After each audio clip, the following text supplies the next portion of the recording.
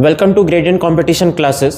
बेटा जैसा कि आप लोगों को पता है हम लोगों ने सीबीएसई एग्ज़ाम्स पास हैं बोर्ड्स के, तो उसके लिए हम लोगों ने एक रिवीजन के लिए सीरीज़ स्टार्ट कर रखी है रैपिड रिवीजन के नाम से, ठीक है। जिसमें फिजिक्स की लास्ट क्लास में हम लोगों ने क्या पढ़ा था, इलेक्ट्रिक पोटेंशियल डिफरेंस क्या होता है, ठीक है।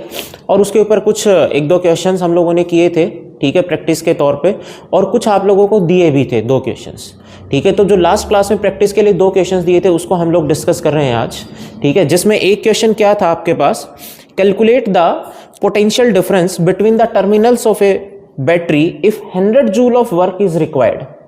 वर्क कितना दिया है बेटा, 100 ऑफ जूल। हमें कैलकुलेट क्या करना है बेटा, पोटेंशियल डिफरेंस। पोटेंशियल डिफरेंस हम लोगों को कैलकुलेट करना है, ठीक है। To transfer 20 coulomb from one terminal of battery to the other terminal. जिस चार्ज को ट्रांसफर कर रहे हैं वो चार्ज क्या है, 20 कूलम, ठीक है। तो देखिए फॉर्मूला क्या होता है पोटेंशियल डिफरेंस का, work done per unit charge, ठीक है। तो हमें वर्क दिया हुआ है बेटा 100 जूल, चार्ज कितना दिया है 20। इसको अगर आप सॉल्व करोगे तो आपके पास पोटेंशियल डिफरेंस कितना आ रहा है, 5 वोल्ट। ये पहले क्वेश्चन का आंसर था आपके पास, ठीक है। सेकंड क्वेश्चन में आप लोगों को क्या दिया हुआ था, basically the expression that relate, एक एक्सप्रेशंस आपको दिए हुए हैं जो कि किस किस को रिलेट कर रहे हैं। पहले में आई, क्यू और टी, इनके बीच में रिलेशन है। ये सारे के सारे पहला है, ये सेकंड रिलेशन है। सेकंड रिलेशन किस किस के बीच में दिया हुआ है बेटा, चार्ज, पोटेंशियल डिफरेंस और वर्क डन, इनके बीच में रिलेशन दिए हैं, ठीक है। तो हम लोगों को देखना है कि कौन से ऑप्शन में पहला और दूसरा दोनों रिलेशन सही है। तो यहां पे आपको पता है आई, क्यू और टी, इससे अगर आप देखते हो तो क्या होता है, current is equals to charge per unit time. इसको हम दूसरा क्या लिख सकते हैं, टाइम को इधर अगर मल्टीप्लाई करेंगे तो आई इंटू में टी। यहां पे अगर आप लिखोगे potential difference is equals to क्या होगा, work done per unit charge. इसको आप दूसरा इस तरीके से भी लिख सकते हो, work done is equals to charge into में पोटेंशियल डिफरेंस। तो देखो पहले में I is equals to Q by T, ये आपका सही है, जबकि ये वाला क्या है आपका गलत। यहां पे ये भी सही है, क्यू इज इक्वल्स टू क्या होता है, आई इंटू में टी, जबकि ये वाला रिलेशन भी देखिए, work done is equals to potential difference into में चार्ज, ये भी सही है। तो इसमें सेकंड ऑप्शन क्या हो गया हमारा, सही हो गया, ठीक है। ये लास्ट लेक्चर के जो क्वेश्चन हमने प्रैक्टिस के लिए दिए थे वो हैं बेटा। हाँ जी बेटा, तो अभी हम लोगों ने क्या देखे, जो लास्ट लेक्चर में हमने क्वेश्चंस दिए थे प्रैक्टिस के लिए वो हम लोगों ने यहाँ पे कर लिए। अब हम लोग नेक्स्ट टॉपिक कर रहे हैं ओम्स लॉ, ठीक है। तो देखिए बेटा, ओम्स लॉ या तो डायरेक्टली थ्योरी पार्ट पूछ सकता है या फिर उसके ऊपर बेस्ड न्यूमेरिकल पूछ सकता है। बहुत इंपॉर्टेंट टॉपिक है एग्जाम पॉइंट ऑफ व्यू से। तो ओम्स लॉ में क्या बोलता है कि आप लोगों ने सुना होगा करंट डायरेक्टली प्रोपोर्शनल होता है पोटेंशियल डिफरेंस के, बट बेटा किस कंडीशन पे, कांस्टेंट टेम्परेचर पे। टेम्परेचर का कांस्टेंट रहना जरूरी है, ठीक है। तो ओम्स लॉ क्या बोलता है, at constant temperature current flowing through a conductor is directly proportional to potential difference across the conductor. तो हम लोग करंट डायरेक्टली प्रोपोर्शनल किसके हो गया, पोटेंशियल डिफरेंस के। दूसरा इसको किस तरीके से लिख सकते हैं, वी प्रोपोर्शनल टू आई। बेटा प्रोपोर्शनलिटी का साइन हटता है तो कांस्टेंट आएगा, ठीक है। और वो कांस्टेंट क्या है, आर। आर हमारा प्रोपोर्शनलिटी कांस्टेंट है, ठीक है, जिसको हम लोग क्या बोलते हैं, रेजिस्टेंस बोलते हैं। रेजिस्टेंस किसका होगा, कंडक्टर का रेजिस्टेंस होगा, ठीक है। और बेटा जो रेजिस्टेंस होता है कंडक्टर का, उसको दूसरा हम क्या बोल सकते हैं, स्पेसिफिक रेजिस्टेंस भी बोल सकते हैं, क्योंकि ऐसा पीवाईक्यूज में देखा गया है कि उसने न्यूमेरिकल के अंदर मेंशन किया specific resistance of a conductor is this. तो इसका मतलब वो क्या बताना चाह रहा है, वहां पे कंडक्टर का रेजिस्टेंस बताना चाह रहा है, ठीक है। उसके बाद बेटा अगर हम लोग यहां से आर जो रेजिस्टेंस है उसको लिखेंगे तो वो क्या लिखेंगे, वी बाई आई का रेशियो होगा। आर अपने आप में एक प्रोपोर्शनलिटी कांस्टेंट है, किसी भी कंडक्टर के लिए कांस्टेंट होगा, तो इसका मतलब वी बाई आई का रेशियो भी क्या रहेगा बेटा, कांस्टेंट रहेगा। अगर हम लोग ग्राफ प्लॉट करें पोटेंशियल डिफरेंस और करंट में, तो देखिए डायरेक्टली प्रोपोर्शनल है पोटेंशियल डिफरेंस और करंट, तो उनका जो ग्राफ आएगा वो क्या आएगा, एक स्ट्रेट लाइन आएगा। ध्यान रखिएगा पास कहां से होगा, वो ओरिजिन से होगा, ठीक है। और हम लोग अगर स्लोप की बात करें कि slope of V I graph किस चीज को बता रहा होगा, तो जो स्लोप होगा पोटेंशियल डिफरेंस और करंट के ग्राफ का, वो किसको बताएगा बेटा? रेजिस्टेंस को बताएगा। ठीक है, तो हम लोग यहां पे लिख सकते हैं कि जो स्लोप होगा वो क्या होता है? V बाई आई, और V बाई आई क्या होता है? हमारा रेजिस्टेंस होता है। ठीक है, यहां पे मैंने एक टर्म लिखी है ओमिक कंडक्टर्स, कि ओमिक कंडक्टर्स क्या होते हैं। आपको पता होना चाहिए कि ओमिक कंडक्टर्स वो कंडक्टर होते हैं जो ओम्स लॉ को ओबे करते हैं। ठीक है, मतलब ओम्स लॉ को क्या करते हैं? वो कंडक्टर्स फॉलो करते हैं। अगर बेटा ओम्स लॉ को ओबे करेंगे तो उन कंडक्टर्स का ग्राफ भी वी आई ग्राफ ऐसा ही आना चाहिए जैसा ओम्स लॉ में आता है, स्ट्रेट लाइन। ठीक है, और ऐसे कंडक्टर जो ओम्स लॉ को ओबे नहीं करते, ठीक है, उनको क्या बोलते हैं हम लोग? नॉन ओमिक कंडक्टर बोलते हैं। ठीक है, तो बेटा देखिए यहाँ पे जो हम लोग यहाँ पे क्वेश्चन कर रहे हैं वो क्या है?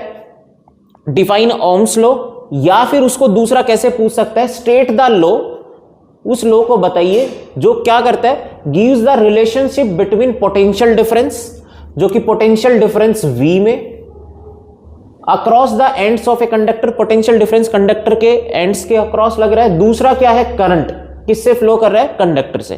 तो आप लोगों को रिलेशन बताना है I और V में। तो कुल मिला के वही पूछ रहे हैं हमसे, डायरेक्टली ना बोल के उसने इस तरीके से बोल दिया। ठीक है, तो ओम्स लॉ अभी यहाँ पे आप लोगों को बताया, बस उसको पेपर में लिखना कैसे है वो यहाँ पे बताया गया है। ठीक है, अगर आपके पास पेपर में आएगा तो इस तरीके से हेडिंग डालेंगे, वही बात जो हम लोगों ने यहाँ पे बोली थी अभी कि कांस्टेंट टेम्परेचर पे current through a conductor directly proportional to potential difference. ठीक है, तो इस तरीके से हम लोग लिख देंगे। आर क्या है? हमारा कांस्टेंट है। ठीक है, जो चीज यहाँ पे समझाई है उसको बस यहाँ पे लिख के बताया है आपको। नेक्स्ट जो है कि define electrical resistance of a conductor, right it's SI unit.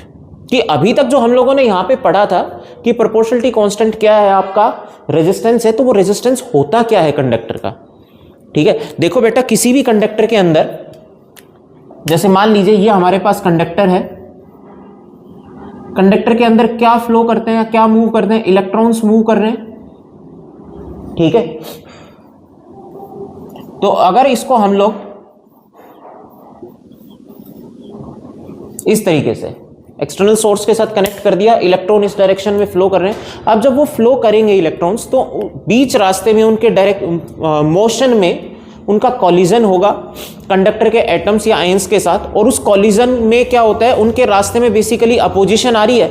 तो इलेक्ट्रॉन्स के फ्लो में जो अपोजिशन आ रही है उसी को ही हम लोग क्या बोलते हैं? रुकावट बोलते हैं, जिसको हम लोग इंग्लिश में क्या बोल देते हैं? रेजिस्टेंस। ठीक है, और वो रुकावट या किसके द्वारा की जा रही है? कंडक्टर के आयंस या मॉलिक्यूल्स के द्वारा। ठीक है, इसलिए वो क्या कहलाता है? Resistance of conductor. तो देखिए यहाँ पे रेजिस्टेंस क्या है? Define as the opposition. किसके रास्ते में अपोजिशन है? In the flow of electrons through a conductor. Conductor से जब इलेक्ट्रॉन फ्लो करेंगे उसके रास्ते में जो अपोजिशन होगी उसी को ही हम लोग क्या बोल देंगे? रेजिस्टेंस। और उसको हम क्या लिख सकते हैं? V by I. बात आती है एसआई यूनिट रेजिस्टेंस की, तो वो क्या होगी बेटा? ओम होगी। उसका ये क्या है? सिंबल है। अब यहां पे हमें ऐसे बोल सकता है कि बताइए 1 ओम क्या होगा? तो आप खुद देखिए, रेजिस्टेंस है वो V बाई आई है। V मतलब पोटेंशियल डिफरेंस, I मतलब करंट। अगर पोटेंशियल डिफरेंस भी कंडक्टर के अक्रॉस कितना हो? 1 वोल्ट, और वहां से करंट भी फ्लो कितना कर रहा हो? 1 एम्पियर, तो उस केस में जो रेजिस्टेंस आएगा वो कितना होगा? 1 ओम। ठीक है, तो देखो यहां पे वही लिखा है 1 ओम रेजिस्टेंस को। The resistance of a conductor is said to be 1 ohm. Resistance 1 ohm होगा कब? If a current of 1 ampere flowing through a conductor. अगर 1 एम्पियर करंट कंडक्टर से फ्लो कर रहा है, कब? On applying a potential difference of 1 volt. अगर हम लोग 1 वोल्ट पोटेंशियल डिफरेंस लगा दे कंडक्टर के अक्रॉस और उसमें 1 एम्पियर करंट फ्लो कर रहा हो, तो उस समय जो रेजिस्टेंस होगा वो क्या कहलाएगा बेटा? 1 ओम कहलाएगा। ये हमने यहां पे 1 ओम को डिफाइन किया। नेक्स्ट क्वेश्चन हम लोग देखते हैं। हाँ जी बेटा, तो देखिए अब आपके पास ये क्वेश्चन है, इसमें क्या बोल रहा है? What is the shape of the graph obtained by plotting potential difference applied across a conductor against current. मतलब आपको एक ग्राफ की शेप पूछ रहा है, और वो ग्राफ किस किस के बीच में बन रहा है? पोटेंशियल डिफरेंस और करंट। ठीक है, दूसरा क्या बोल रहा है? इसी क्वेश्चन को दूसरा किस तरीके से पूछ सकता है? What does the slope of V I graph at any point represent. मतलब यहां पे उसने क्या बोला है कि जो VI ग्राफ होगा, पोटेंशियल डिफरेंस और करंट के बीच में जो ग्राफ होगा, उसका स्लोप किस चीज को रिप्रेजेंट करेगा। तो हमने लास्ट देखा था कि जो पोटेंशियल डिफरेंस है करंट के डायरेक्टली प्रोपोर्शनल है। अगर हम लोग ग्राफ प्लॉट करेंगे V और I में, तो स्ट्रेट लाइन है तो बेटा सॉरी डायरेक्टली प्रोपोर्शनल है तो ग्राफ कैसा होगा, स्ट्रेट लाइन होगा। कहां से पास करता हुआ, ओरिजिन से पास करता हुआ। तो अगर हम लोग स्लोप इसका निकालेंगे, ठीक है, यहां पे अगर आप देखोगे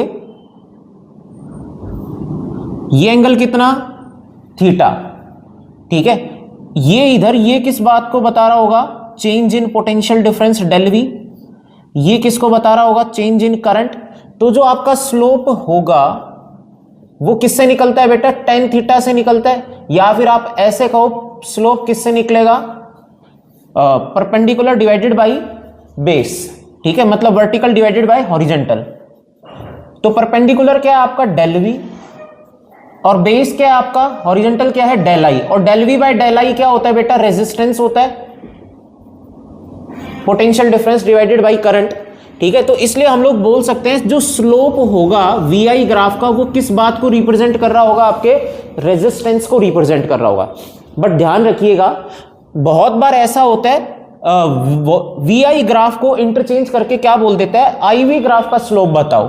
IV ग्राफ का स्लोप पूछने से क्या मतलब है, Y एक्सिस पे अब क्या कर दिया उसने, करंट, और X एक्सिस पे क्या ले आया, वोल्टेज, मतलब पोटेंशियल डिफरेंस। तो अब अगर आप स्लोप निकालोगे VI ग्राफ का तो वो बेटा क्या हो जाएगा, रेसिप्रोकल ऑफ रेजिस्टेंस, मतलब 1 अपॉन में रेजिस्टेंस। तो ध्यान रखिएगा VI ग्राफ का स्लोप बोलता है तो रेजिस्टेंस होगा, IV ग्राफ का अगर स्लोप बोलता है तो वो क्या होगा, 1 अपॉन रेजिस्टेंस होगा। तो इसी के ऊपर बेस्ड यहां पे एक क्वेश्चन पूछा है, अप्लाइड पार्ट, कह रहा है a student carries out an experiment. एक कोई स्टूडेंट है उसने एक्सपेरिमेंट किया और एक्सपेरिमेंट करके VI ग्राफ प्लॉट कर रहा है, ठीक है, और उसने 3 सैंपल्स लिए नाइक्रोम वायर के, जिसपे रेजिस्टेंस कितना था, R1, R2 और R3। एक बार रेजिस्टेंस R1 था, IV ग्राफ प्लॉट किया तब, एक बार R2 था और एक बार R3 था। Which of the following is true. आपको 4 ऑप्शंस दिए, कह रहा है कि इनमें से कौन सा सही होगा। पहली बात, IV ग्राफ है या VI ग्राफ है, यहां पे IV ग्राफ दिया है तो आपको पता हो जाना चाहिए कि IV ग्राफ का जो स्लोप है वो किसको बताता है, 1 अपॉन रेजिस्टेंस को, ठीक है। तो यहां पे बेटा देखो IV ग्राफ है तो इसका मतलब जो स्लोप है वो क्या होगा, 1 अपॉन रेजिस्टेंस, मतलब जिसका स्लोप ज्यादा उसका रेजिस्टेंस कम, उल्टा हो गया। या फिर आप ऐसे कहो जिसका रेजिस्टेंस ज्यादा उसका स्लोप क्या हो गया, कम। तो मैं यहां से देखता हूं कि पहले किसका स्लोप ज्यादा है, जिसका स्लोप सबसे ज्यादा उसका रेजिस्टेंस सबसे कम। और स्लोप हम कैसे देखेंगे भाई, टेन थीटा, या तो आप एंगल से देख सकते हो, जिसका थीटा ज्यादा उसका टेन थीटा ज्यादा, और जिसका टेन थीटा ज्यादा उसका स्लोप ज्यादा। कुल मिला के जिसका एंगल जितना ज्यादा होगा उसका स्लोप उतना ही ज्यादा होगा। तो यहां पे देखो R1 के लिए थीटा ये बन रहा है, R2 के लिए थीटा ये है और R3 के लिए थीटा ये है। तो किसका थीटा सबसे ज्यादा हो गया भाई, R1 के कॉरस्पॉन्डिंग एंगल सबसे ज्यादा है, तो इसका मतलब R1 का स्लोप सबसे ज्यादा हो गया, ठीक है। तो R1 का स्लोप सबसे ज्यादा, तो इसका मतलब R1 का रेजिस्टेंस सबसे कम, ठीक है। R1 इससे कम स्लोप किसका है, R2 का, तो R2 का स्लोप इससे कम है, तो इसका मतलब R2 का जो रेजिस्टेंस है वो R1 से क्या हो जाएगा, ज्यादा हो जाएगा। सबसे कम थीटा किसका है, R3 के कॉरस्पॉन्डिंग सबसे कम एंगल है, तो इसका मतलब सबसे कम स्लोप किसके कॉरस्पॉन्डिंग होगा, R3 के। R3 का स्लोप सबसे कम, तो इसका मतलब R3 का रेजिस्टेंस सबसे ज्यादा। R3 का रेजिस्टेंस सबसे ज्यादा, R1 का स्लोप सबसे ज्यादा, तो इसका रेजिस्टेंस क्या होगा बेटा, सबसे कम। तो ये ऑर्डर आएगा आपके पास, R3 greater than R2 greater than R1। तो इसका करेक्ट ऑप्शन कौन सा हो जाएगा आपके पास, C। उसके बाद क्वेश्चंस देखिए, यहां पे आपको क्या बोल रहा है, calculate resistance of a conductor if the current. Calculate क्या करना है हम लोगों को, रेजिस्टेंस। कब, अगर current flowing through it is this, current कितना फ्लो कर रहा है 0.2 एम्पियर, अप्लाइड पोटेंशियल डिफरेंस कितना है 0.8 वोल्ट। तो बेटा ओम्स लॉ से डायरेक्ट हम लोग यूज कर सकते हैं, V इक्वल्स टू IR, ठीक है। आपसे R पूछ रहा है वो क्या हो जाएगा, V by I। Value put करोगे आपके पास रेजिस्टेंस कितना आ गया, 4 ओम। नेक्स्ट क्वेश्चन इधर देखिए, हाउ मच करंट, मतलब हम लोगों से क्या पूछ लिया उसने, करंट पूछ लिया इलेक्ट्रिक बल्ब से, ठीक है, drawn from 220 volt source. 220 volt source का मतलब पोटेंशियल डिफरेंस दे दिया हमें 220 volt. If the resistance of bulb, bulb का रेजिस्टेंस कितना दिया है उसने, 1200 ओम। तो देखो बल्ब के लिए मैंने क्या किया, सोर्स की पोटेंशियल डिफरेंस 220 वोल्ट, रेजिस्टेंस कितना हो गया 1200 ओम, ठीक है। तो जो करंट निकालेंगे ओम्स लॉ से वो क्या होगा, V by R, value put करेंगे तो हमारे पास करंट आ गया 0.18 एम्पियर। वही बेटा अब आगे क्या बोल रहा है, if in place of bulb a heater, मतलब बल्ब की जगह अब क्या ले आया वो, heater, of resistance 100 ohm, heater का रेजिस्टेंस कितना दिया है 100 ohm, is connected to the sources sorry, मतलब सेम सोर्स से उसने कनेक्ट कर दिया, ठीक है। तो जो पोटेंशियल डिफरेंस यहां पे था वही पोटेंशियल डिफरेंस यहां पे है 220 volt. Calculate the current drawn by it, इसका मतलब हीटर से कितना करंट फ्लो करेगा वो आपको कैलकुलेट करना है। फिर से वही सेम ओम्स लॉ से V is equal to IR, I क्या होगा, potential difference divided by resistance. बेटा वैल्यू पुट करोगे तो आपके पास करंट कितना आ गया 2.2 एम्पियर। ये कुछ क्वेश्चंस हम लोगों ने प्रैक्टिस किए थे यहाँ पे। तो बेटा इसके बाद आपको क्वेश्चंस अब मिलेंगे प्रैक्टिस के लिए, उसका आप स्क्रीनशॉट लेना, क्वेश्चंस करना, और उसके बाद जो उनके सॉल्यूशंस हैं, आंसर्स हैं, मतलब डायरेक्ट आंसर आप लोग कमेंट सेक्शन में बताना। ऐसे ही बेटा हम लोग नेक्स्ट जो टॉपिक स्टार्ट करेंगे कि जो हमारा रेजिस्टेंस है वो किस किस फैक्टर पे डिपेंड कर रहा होगा, ठीक है। और बेटा ऐसे ही मतलब आपके पास रिवीजन सीरीज कंप्लीट चलेगी ये।